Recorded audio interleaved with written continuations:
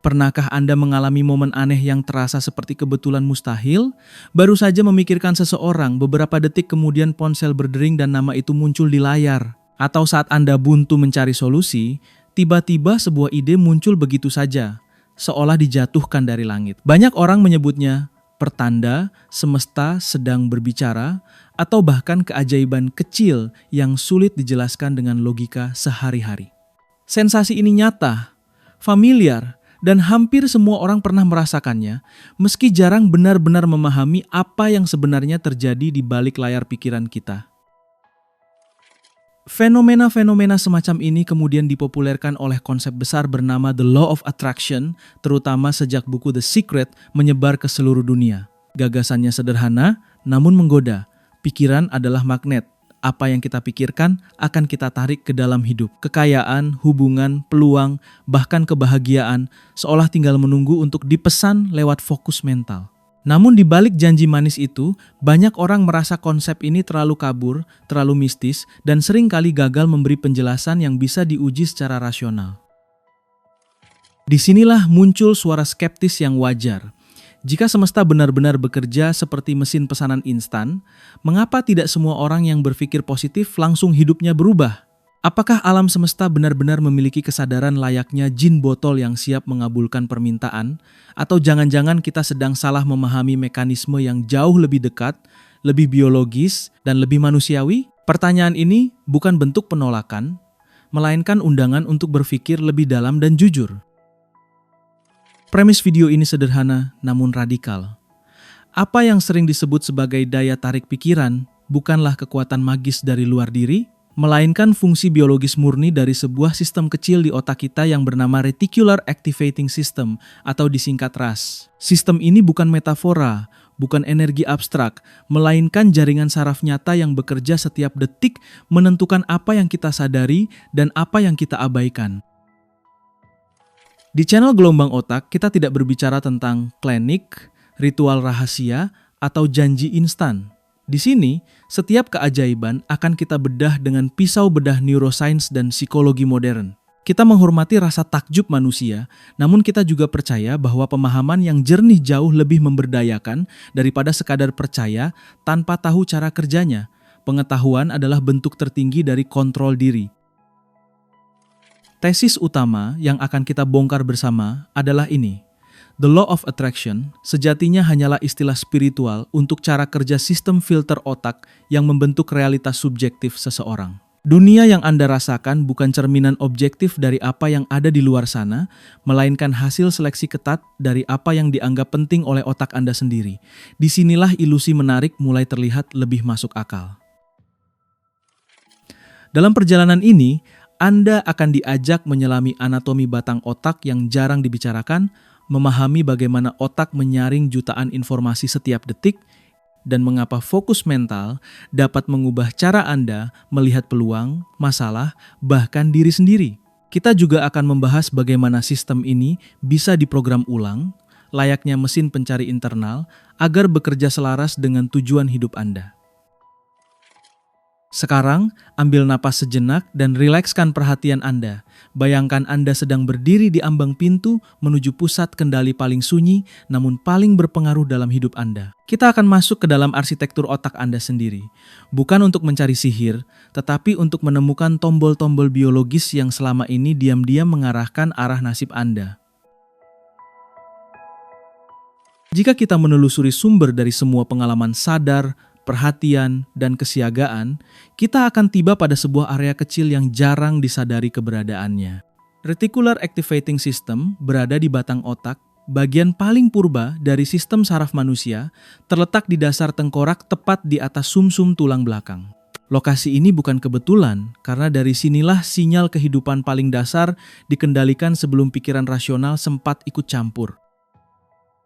Secara fisik, RAS bukan struktur tunggal yang rapi seperti organ lain, melainkan jaringan serabut saraf yang saling bertaut membentuk pola seperti jaring. Kata retikular sendiri berarti berjala, menggambarkan kompleksitas koneksi yang menyebar dan saling menumpang tindih. Ukurannya kecil, kira-kira sebesar jari kelingking atau sebatang pensil, namun dampaknya terhadap kualitas hidup manusia tidak bisa diremehkan. Dari sudut pandang evolusi, sistem ini adalah warisan purba yang sudah ada jauh sebelum manusia mengenal logika, bahasa, atau peradaban. Tugas utamanya sederhana namun krusial, menjaga organisme tetap hidup. Ras berevolusi untuk memastikan makhluk hidup selalu siaga terhadap ancaman, perubahan lingkungan, dan peluang bertahan hidup. Inilah alasan mengapa sistem ini sangat peka terhadap sinyal bahaya dan perubahan mendadak. Salah satu fungsi fisiologis paling penting dari ras adalah mengatur siklus tidur dan bangun. Ketika Anda tertidur lelap, sistem ini menurunkan level aktivasi kesadaran. Namun saat alarm berbunyi atau nama Anda dipanggil, ras langsung meningkatkan kewaspadaan dan membangunkan korteks otak. Menariknya, suara angin, hujan, atau kebisingan konstan sering diabaikan karena dianggap tidak relevan oleh sistem yang sama.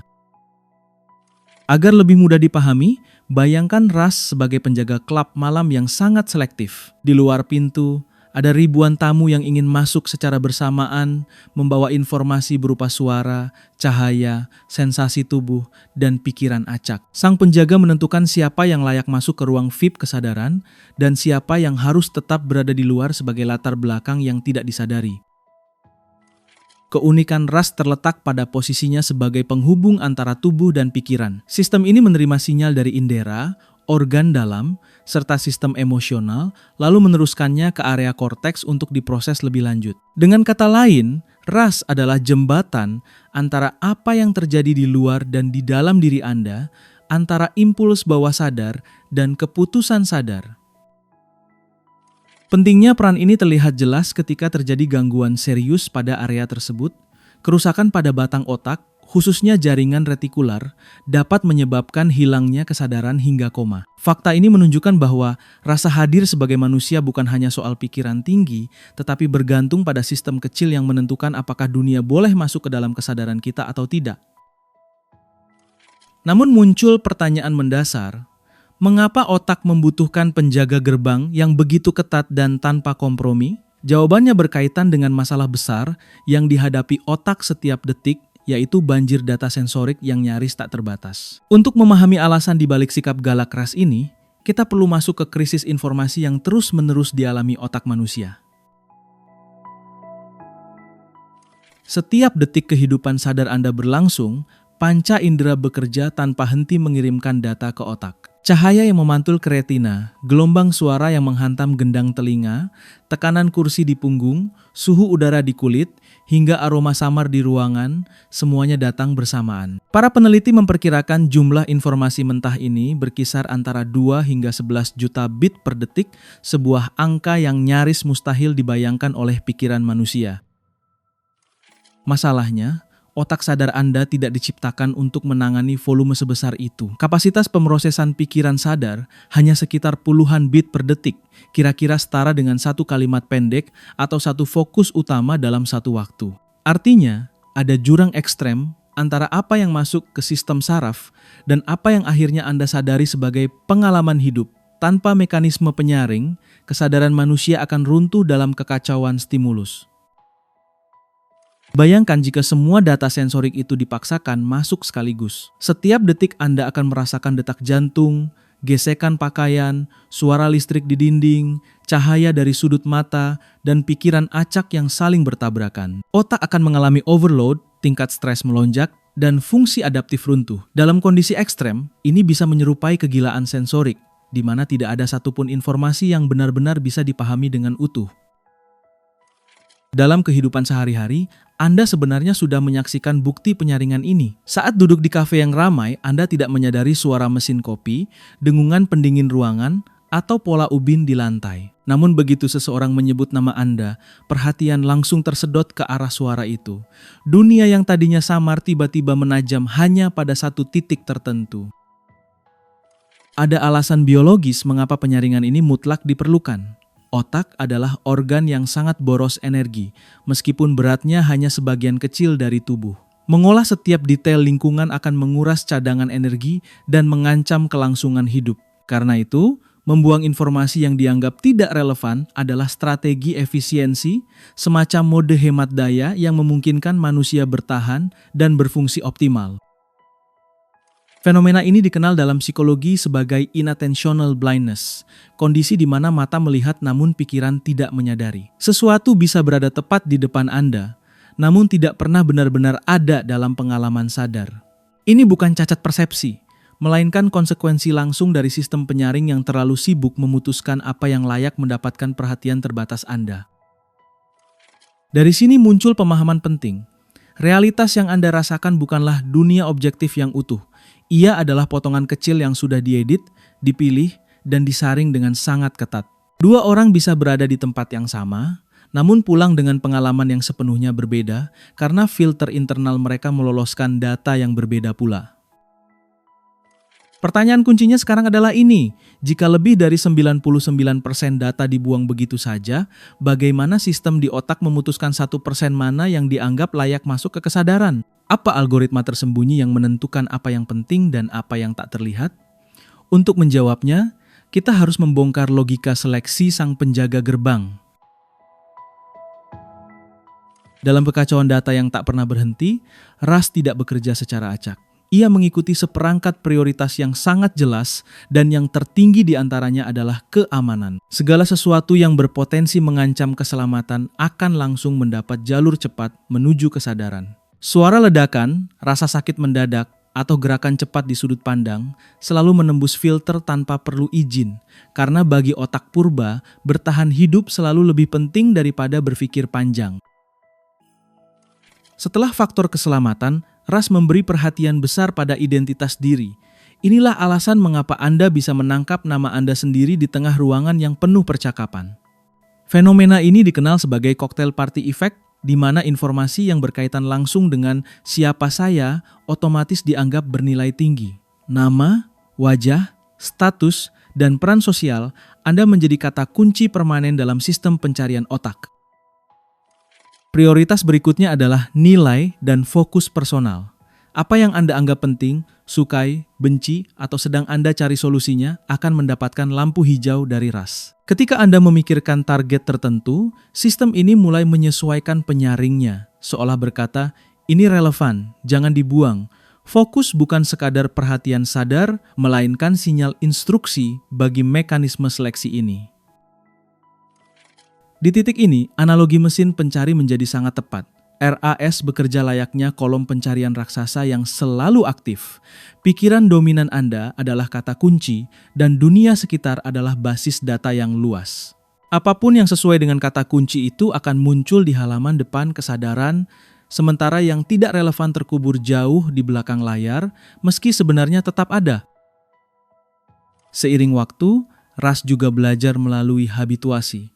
Informasi yang terus-menerus hadir tanpa membawa ancaman atau nilai baru akan dianggap sebagai kebisingan latar. Bau parfum Anda sendiri, suara jam dinding, atau sensasi pakaian di kulit perlahan menghilang dari kesadaran. Bukan karena rangsangan itu berhenti, melainkan karena sistem telah memutuskan bahwa mereka tidak lagi pantas menghabiskan sumber daya perhatian. Yang sering disalahpahami, Russ bersifat netral secara emosional dan moral.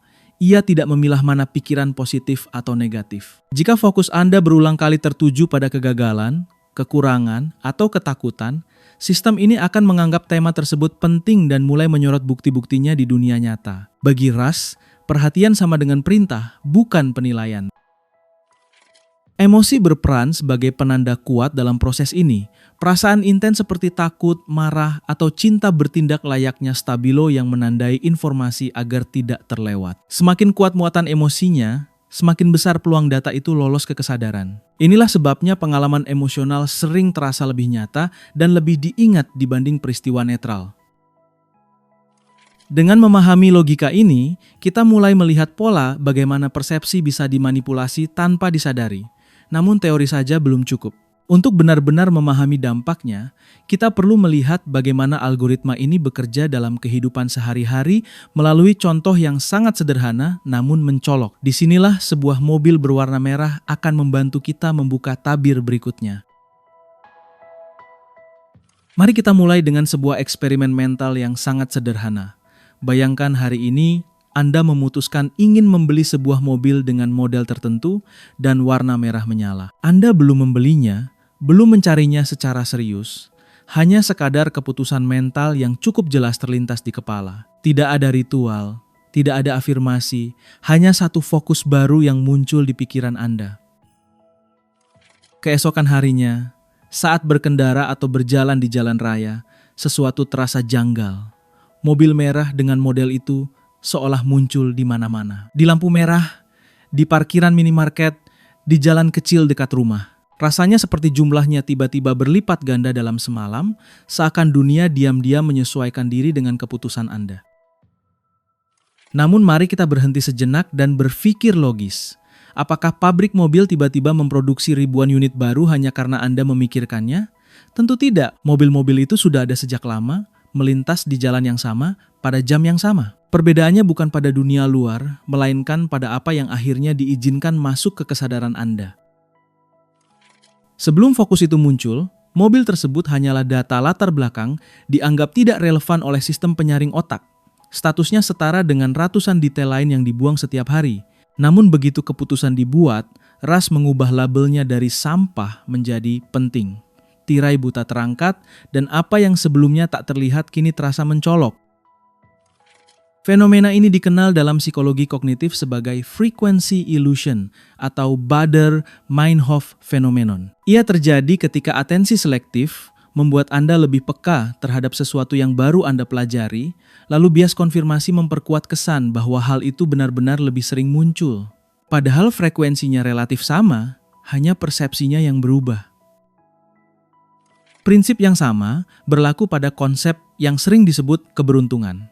Orang yang merasa beruntung bukan hidup di dunia yang lebih ramah, melainkan memiliki sistem perhatian yang disetel untuk menangkap peluang kecil, sinyal lemah, dan kemungkinan tersembunyi. Sementara itu, orang pesimis melewati peluang yang sama tanpa pernah benar-benar melihatnya. Implikasi filosofisnya cukup mengguncang. Kita tidak menarik objek, orang, atau peristiwa secara fisik menggunakan pikiran.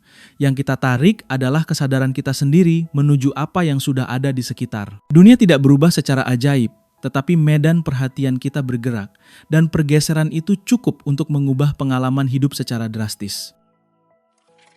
Dengan pemahaman ini, kita bisa mulai merumuskan ulang the law of attraction dengan cara yang jauh lebih masuk akal. Bukan sebagai hukum mistis yang melanggar fisika, melainkan sebagai konsekuensi alami dari cara otak memfilter realitas. Untuk menyatukan keduanya, kita perlu menerjemahkan bahasa spiritual ke dalam bahasa sains.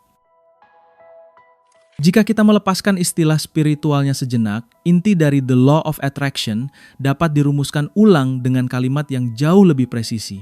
Bukan sejenis menarik sejenis, melainkan fokus memperbesar persepsi. Apa yang terus-menerus Anda perhatikan akan tampak semakin nyata, semakin sering, dan semakin relevan, bukan karena dunia berubah, tetapi karena sistem seleksi otak Anda bekerja mengikuti arah fokus tersebut. Dalam narasi populer, sering digunakan istilah vibrasi.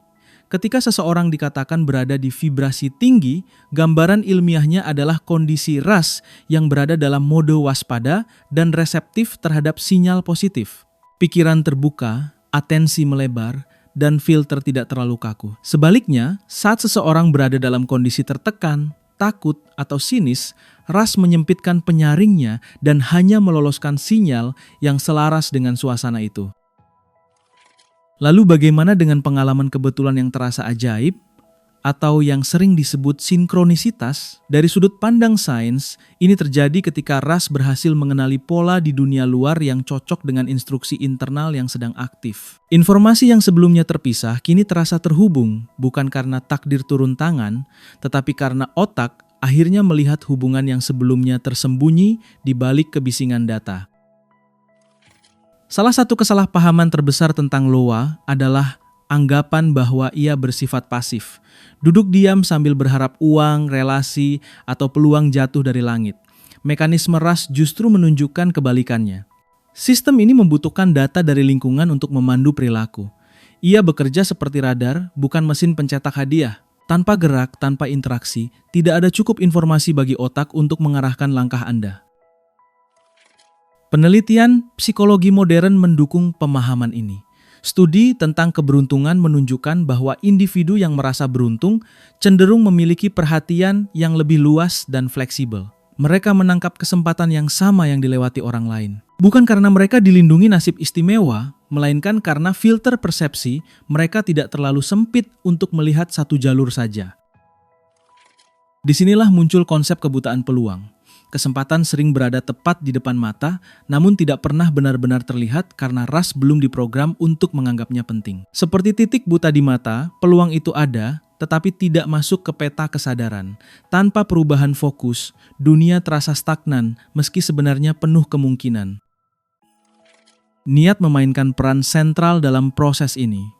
Ia berfungsi seperti baris perintah yang diketikkan ke sistem pencarian internal. Ketika niat jelas dan konsisten, ras mulai melakukan pemindaian lingkungan, menyaring sinyal yang relevan, dan mengabaikan yang lain. Tanpa niat, sistem bekerja dalam mode default mengikuti pola lama yang sudah terbentuk. Namun di titik ini muncul hambatan besar yang sering membuat perubahan terasa mustahil. Keyakinan lama, pengalaman masa lalu, dan pola pikir yang sudah mengakar dapat menyabotase instruksi baru sebelum sempat dijalankan. Untuk memahami mengapa ini terjadi, kita perlu masuk ke konsep neuroplastisitas dan bias konfirmasi yang diam-diam menjaga status quo. Otak manusia bukanlah struktur kaku yang selesai dibentuk sejak lahir. Ia bersifat plastis, mampu berubah secara fisik dan fungsional sepanjang hidup. Neuroplastisitas adalah kemampuan jaringan saraf untuk menyesuaikan diri berdasarkan pengalaman, kebiasaan berpikir, dan pola atensi yang diulang. Setiap kali Anda memikirkan sesuatu dengan cara yang sama, otak sedang memperkuat jalur tertentu dan melemahkan jalur lain. Prinsip ini dirangkum dalam hukum sederhana namun kuat. Neuron yang aktif bersama akan terhubung semakin kuat. Ketika pikiran, emosi, dan perhatian berulang pada tema yang sama, koneksi sarafnya menebal menjadi jalur cepat yang otomatis. Inilah sebabnya respons tertentu terasa refleks, seolah terjadi tanpa pilihan, padahal ia adalah hasil latihan mental bertahun-tahun. Masalah muncul ketika jalur lama ini dikombinasikan dengan bias konfirmasi.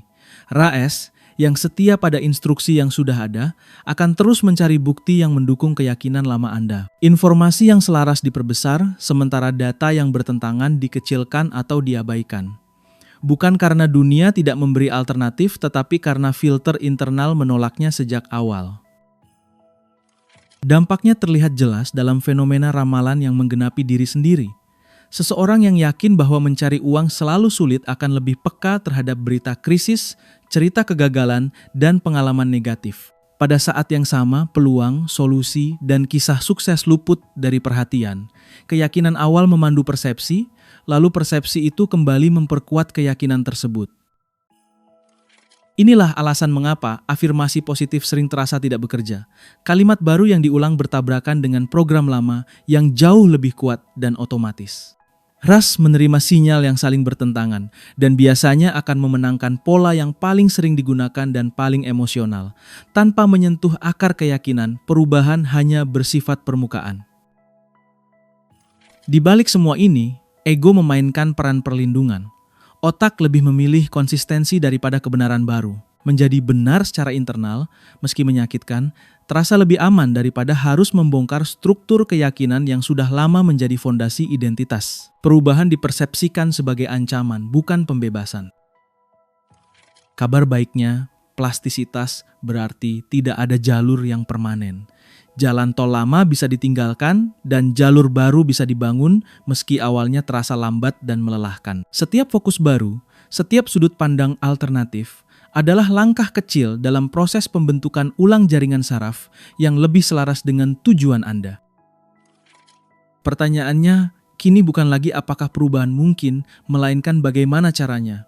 Untuk melampaui resistensi ini, kita perlu memahami bahasa yang dipahami ras dan teknik praktis untuk memprogram ulang filter perhatian tersebut secara sistematis. Disinilah kita masuk ke tahap penerapan. Langkah pertama dalam berkomunikasi dengan ras dimulai dari bahasa yang Anda gunakan setiap hari. Sistem ini tidak memproses negasi dengan baik. Ketika Anda mengatakan jangan gagal atau tidak mau sakit, fokus utama yang tertangkap justru kata gagal dan sakit. Ras bekerja dengan kata kunci, bukan niat tersembunyi. Karena itu, perintah yang efektif harus dirumuskan dalam bentuk positif, jelas, dan mengarah pada kondisi yang diinginkan. Visualisasi kemudian berperan sebagai bahasa utama otak. Secara neurologis, otak sulit membedakan pengalaman nyata dengan imajinasi yang detail dan hidup. Saat Anda membayangkan suatu kejadian secara jelas, area otak yang aktif hampir sama dengan saat kejadian itu benar-benar dialami. Bagi Russ, gambaran mental yang kuat bukan sekadar khayalan, melainkan data yang layak diproses dan diprioritaskan. Prinsip ini telah lama dimanfaatkan dalam dunia olahraga profesional. Atlet yang melakukan latihan mental secara rutin menunjukkan peningkatan performa meski tanpa gerakan fisik tambahan. Jalur saraf yang mengatur koordinasi dan respons sudah dipanaskan melalui imajinasi. Russ mempelajari pola tersebut dan mempermudah eksekusinya saat kondisi nyata terjadi. Agar visualisasi benar-benar efektif, ia perlu melibatkan lebih dari sekadar gambar. Teknik FAK mengajarkan bahwa imajinasi harus mencakup unsur visual, suara, dan sensasi tubuh. Semakin banyak indera yang terlibat, semakin tinggi nilai realitasnya di mata Russ. Warna, nada suara, suhu, dan perasaan fisik memberi sinyal bahwa informasi ini penting dan relevan. Detail juga menjadi faktor krusial. Russ bekerja seperti sistem navigasi. Tujuan yang samar menghasilkan arah yang membingungkan. Keinginan abstrak seperti ingin sukses atau ingin kaya terlalu kabur untuk diproses. Ketika tujuan dipersempit menjadi angka, waktu, atau kondisi spesifik, Russ memiliki koordinat yang jelas untuk memandu perhatian dan keputusan sehari-hari.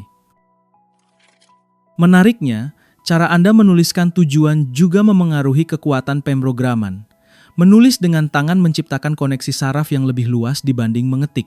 Gerakan motorik halus, visualisasi huruf, dan keterlibatan fokus membuat pesan tertanam lebih dalam. Efek ideomotor ini menjadikan tulisan tangan sebagai alat sederhana, namun sangat efektif untuk memberi instruksi pada Russ. Namun, satu kali instruksi tidak cukup. Pengulangan adalah kunci. Jalur saraf baru membutuhkan waktu untuk diperkuat melalui proses biologis seperti penebalan mielin. Inilah alasan mengapa perubahan terasa lambat di awal. Konsistensi selama beberapa minggu bukan ritual mistis, melainkan proses fisiologis pembentukan kebiasaan atensi baru. Meski demikian, visualisasi dan bahasa saja belum lengkap. Banyak orang berhenti di tahap ini dan merasa tidak mendapatkan hasil. Ada satu komponen yang sering diabaikan, padahal justru menentukan prioritas tertinggi bagi Russ. Komponen itu adalah emosi, bahan bakar utama yang menggerakkan seluruh sistem perhatian. Untuk memahami mengapa emosi begitu menentukan, kita perlu melihat hubungan langsung antara Russ dan sistem limbik. RAS terhubung erat dengan amigdala, pusat pemrosesan emosi yang bertugas menilai apakah suatu pengalaman penting atau tidak. Informasi yang disertai emosi kuat akan otomatis dinaikkan prioritasnya, disimpan lebih lama, dan lebih mudah dipanggil kembali. Bagi otak, emosi adalah penanda urgensi. Inilah sebabnya visualisasi yang datar dan tanpa rasa sering gagal memberikan dampak nyata. Tanpa muatan emosional, Russ menilai gambaran tersebut sebagai data biasa, tidak lebih penting dari kebisingan harian lainnya. Perasaanlah yang memberi bobot. Saat imajinasi disertai rasa antusias, harap, atau lega, sistem perhatian mendapat sinyal kuat bahwa informasi ini layak diperjuangkan. Salah satu cara paling sederhana untuk mengaktifkan emosi positif adalah melalui rasa syukur. Praktik gratitude memaksa Russ memindai hal-hal baik yang sudah ada, sekecil apapun. Secara neurologis, ini menggeser fokus dari kekurangan menuju keberadaan. Mode mental berubah dari ancaman menjadi penerimaan, membuka ruang persepsi yang lebih luas untuk peluang dan solusi. Namun penting untuk membedakan pemrograman sehat dengan penyangkalan emosi. Toxic positivity, yaitu menolak atau menekan perasaan negatif, justru memperkuat konflik internal. Russ tidak perlu disuapi kepalsuan, melainkan diarahkan untuk menjadi berorientasi solusi. Emosi negatif bisa diakui, lalu dijadikan sinyal untuk mencari jalan keluar, bukan alasan untuk berhenti. Ketika Russ mulai bekerja selaras dengan niat, sering muncul dorongan bertindak yang terasa spontan. Ide tiba-tiba, ajakan yang terasa tepat, atau rasa ingin mencoba sesuatu yang sebelumnya diabaikan. Inilah yang sering disebut inspired action. Ia bukan bisikan mistis, melainkan hasil pemrosesan data bawah sadar yang telah difilter dan disintesis oleh sistem perhatian. Perlu diingat bahwa lingkungan sekitar juga terus memprogram Russ secara pasif. Paparan berita negatif, percakapan pesimis, atau relasi toksik mengirimkan instruksi berulang tanpa disadari. Sistem perhatian tidak memilih sumber, ia hanya mencatat frekuensi dan emosi. Tanpa seleksi sadar, fokus hidup Anda bisa dibajak oleh input eksternal. Karena itu, menjaga diet informasi menjadi sama pentingnya dengan menjaga asupan fisik. Apa yang Anda tonton, dengar, dan baca setiap hari membentuk lanskap perhatian. Dengan memilih input yang selaras dengan tujuan, Anda secara aktif melatih ras untuk bekerja sebagai alat navigasi, bukan sumber kecemasan. Setelah bahasa, visualisasi, emosi, dan aksi mulai terintegrasi, gambaran besar mulai terlihat. Pemrograman ras bukan soal mengubah dunia secara instan, melainkan tentang mengubah cara Anda hadir dan bergerak di dalamnya. Dari sini, kita siap merangkum semuanya dan menempatkan Anda kembali di kursi kendali. Mari kita tarik benang merah dari seluruh perjalanan ini. Apa yang selama ini disebut sebagai keajaiban, keberuntungan, atau daya tarik pikiran ternyata berakar pada kerja biologis yang sangat nyata. Reticular Activating System di batang otak Anda bekerja tanpa henti menyaring dunia, menentukan apa yang layak masuk ke kesadaran, dan secara halus membentuk pengalaman hidup yang Anda sebut sebagai realitas. Pemahaman ini menggeser posisi Anda secara fundamental. Anda bukan lagi penumpang pasif yang duduk di kursi belakang kehidupan sambil berharap arah berubah dengan sendirinya. Anda adalah pilot yang berada di kokpit, memegang instrumen navigasi persepsi. Tombol-tombolnya bukan mistik, melainkan fokus emosi dan tindakan yang Anda latih setiap hari. Hidup dengan cara ini tidak semata-mata terjadi kepada Anda. Ia merespons apa yang Anda sorot dan abaikan. Ketika input mental berubah, filter bekerja berbeda, dan output pengalaman pun ikut bergeser. Dunia yang sama bisa terasa menekan atau penuh peluang, bukan karena semesta berubah, tetapi karena cara Anda memandangnya kini lebih terarah. Karena itu, sebelum menyalahkan keadaan luar, ada satu tempat yang layak diperiksa lebih dulu. Bukan ekonomi, bukan orang lain, melainkan filter internal yang selama ini menentukan apa yang terlihat dan apa yang tidak. Bisa jadi solusi sudah lama hadir, namun tertahan di pintu karena belum dianggap penting oleh sistem perhatian Anda sendiri. Sebagai pembuktian sederhana, kami mengajak Anda melakukan satu tantangan kecil. Selama 1 minggu ke depan, pilih satu hal netral, misalnya warna biru, niatkan untuk memperhatikannya. Perhatikan bagaimana benda, tulisan, atau simbol berwarna itu mulai terasa lebih sering muncul. Bukan karena jumlahnya bertambah, melainkan karena ras Anda mulai membuka mata. Jika pemahaman ini memberi Anda sudut pandang baru, tuliskan di kolom komentar kalimat sederhana, "Saya pilot otak saya." Bukan sebagai slogan kosong, tetapi sebagai pengingat bahwa kendali utama selalu berada di dalam diri, bukan di luar sana. Dukung channel ini dengan subscribe, like, dan bagikan kepada mereka yang mungkin masih merasa hidupnya dikendalikan oleh nasib semata. Semakin banyak orang memahami cara kerja pikirannya, semakin besar potensi kolektif untuk hidup dengan lebih sadar dan bertanggung jawab. Mari terus menjelajahi dunia otak bersama kami, karena di setiap gelombang otak selalu ada ilmu yang menakjubkan menunggu untuk disadari. Sampai jumpa di pembahasan berikutnya.